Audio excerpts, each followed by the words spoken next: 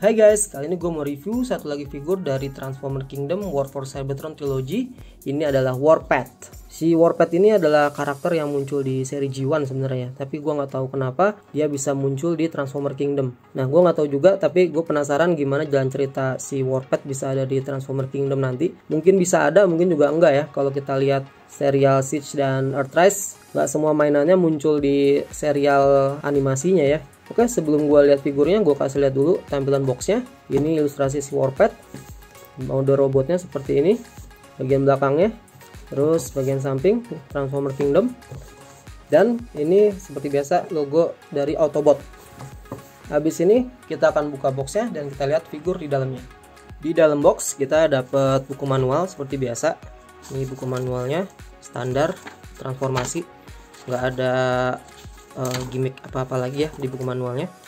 Terus gue dapat kartu koleksinya yang si Black Arachnia lagi. Ini sama kayak yang gue dapat di figur Cyclonus ya. Jadi kayaknya ini dapatnya random aja nih. Dan kalau kita kletek di dalamnya juga sama ya. Oke.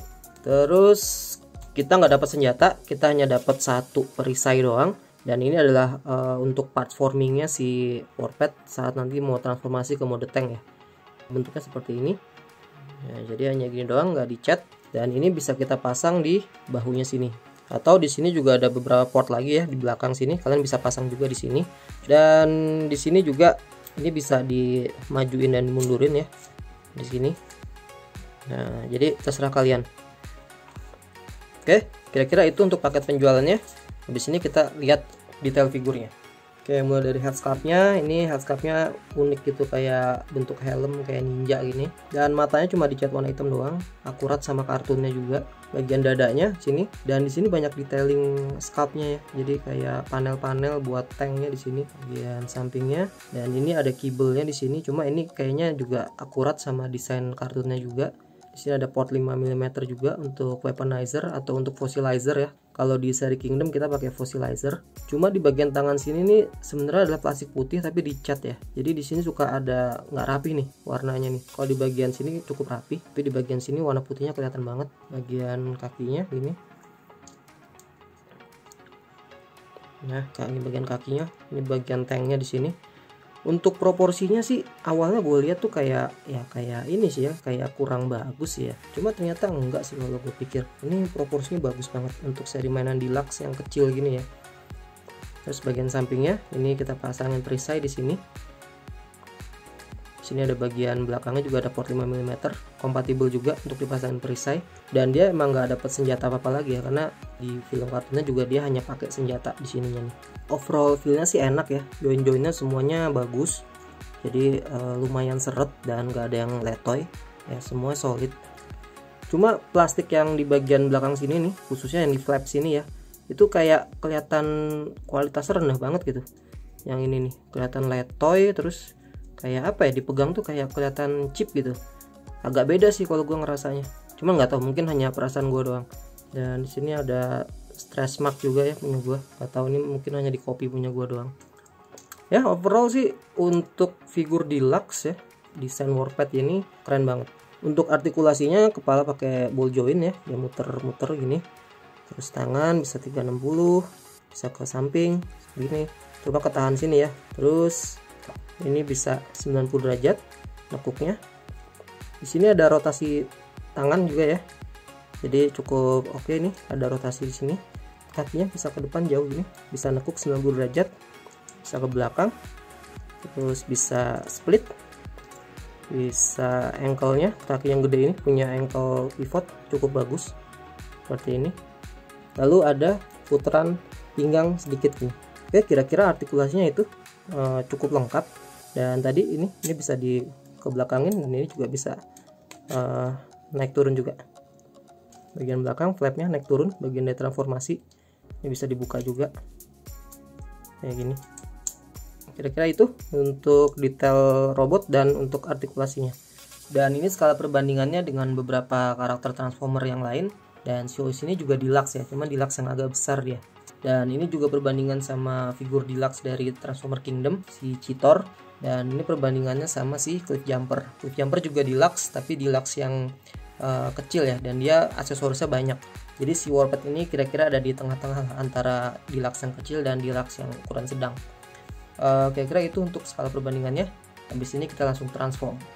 Dan untuk transformasi ke mode tank, pertama kita lepasin dulu bagian perisainya, terus tangannya kita lurusin seperti ini, terus bagian sini kita buka ini, satu lagi kita turunin bagian ini ke bawah sini, dan bagian flap yang sini kita bisa keluarin ke sini, dan bagian sini bisa kita buka. Nah, ini udah dikasih congkelannya, jadi tinggal kita congkel aja pakai kuku, dan ini buat nutup seperti ini. Sekarang bagian kaki sini. Nah, di bagian kaki sini transformasinya emang keren banget ya, jadi cukup kompleks tapi cukup menyenangkan juga. Oke, pertama kita buka dulu bagian sini, kita lebarin gini.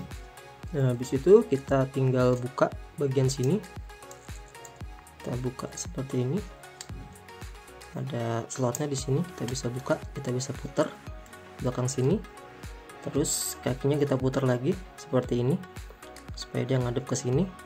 Kemudian kakinya bisa kita ke atasin, kemudian bagian sini juga ada slotnya, kita tinggal putar ke sini supaya dia kakinya bisa masuk ke sini.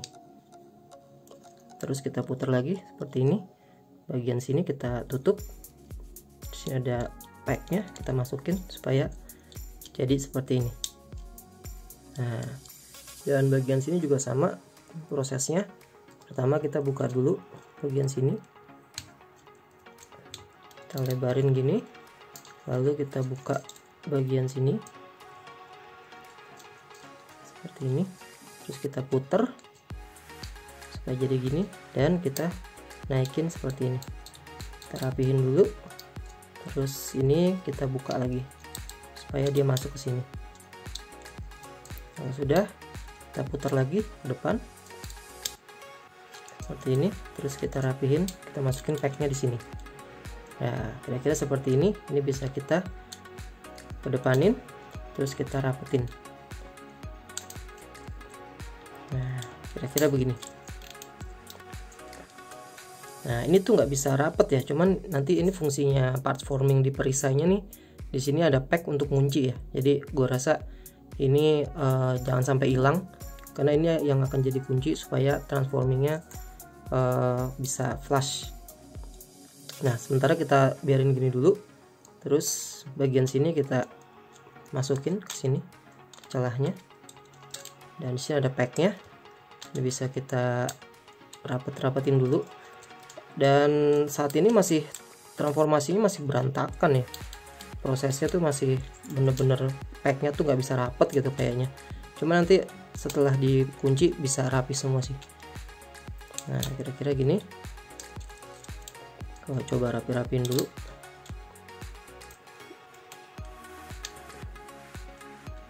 Supaya semuanya rapi.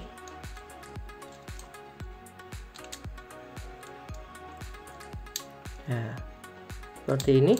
Kalau sudah, tinggal kita masukin bagian perisainya ini.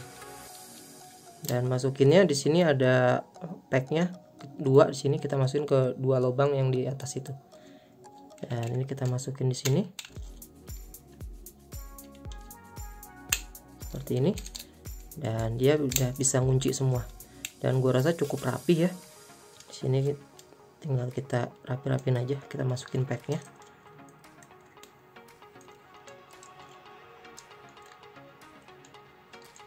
Dan yang terakhir, jangan lupa, walaupun si warped di mode tanknya kepala bisa nongol gini ya, cuman ini proses transformasi terakhir, ini kita keluarin dulu. Kalau nggak dikeluarin, kepalanya nggak bisa masuk. Dan ini kita buka di sini, tinggal kita masukin supaya dia bisa flush di sini. Dan ini dia guys, mode tanknya si warped. Untuk mode tanknya setelah ditransform dengan benar dan dikunci pakai parts forming yang tadi, dipegang cukup solid ya, jadi nggak ada pack yang lepas gitu ya, jadi semuanya cukup solid. Dan dia artikulasinya di sini juga cukup seret, dia bisa muter 360, ini juga bisa naik turun kayak tadi, bisa ke belakang, tapi ke belakangnya nggak bisa sampai dalam ya, karena di sini ada kepala sekarang, jadi cuma sampai setengah gini doang. Bagian catnya di sini baru kelihatan, di sini ada warnanya kurang konsisten ya, tapi jadi kayak ada gelap terangnya gini, bagus juga sih sebenarnya. Bagian roda tanknya warna putih ya, dikasih warna putih supaya akurat sama kartunnya ya pasti ya. Dan dia ngerolnya cukup enak, jadi ngerolnya cukup baik. Bagian belakangnya gini, di sini ada logo Autobot, ini agak kurang rapet sini, nggak kelihatan karena ketutupan bagian sini ya, nggak terlalu masalah. Oke, overall looknya seperti ini bagian bawahnya. Dan skala perbandingannya saat jadi mode tank ini udah pasti nggak akurat ya. Dan ini skala perbandingannya dengan mode tanknya Megatron, dia Voyager class dan dia hanya deluxe ya, jadi segini skala perbandingannya ya, kira-kira kurang lebihnya seperti itu.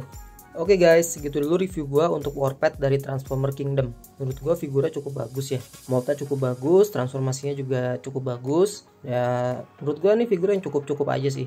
Kalau gua dengan karakter Warpath nggak terlalu familiar sih ya, tapi kalau kalian suka dengan karakter Warpath ya, ini gua rasa figur dengan mold yang terbaru ini gua rasa layak buat dikoleksi. Nah sebenarnya si Warpath ini lebih cocok dikeluarin di seri Earthrise ya, karena dia alt mode-nya pakai alt mode mode tank di bumi. Tapi dari overall look, proporsi dan transformasinya gue rasa ini figur yang cukup bagus. Oke guys, gitu dulu review dari gue. Mudah-mudahan kalian suka dengan videonya.